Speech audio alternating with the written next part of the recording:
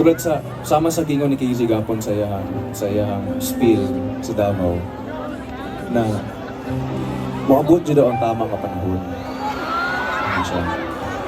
Kapag kung unsa ang para sa imo ha, sa gunsaon nimo og layo or deny ana, pag para sa imo ha, para sa imo ha.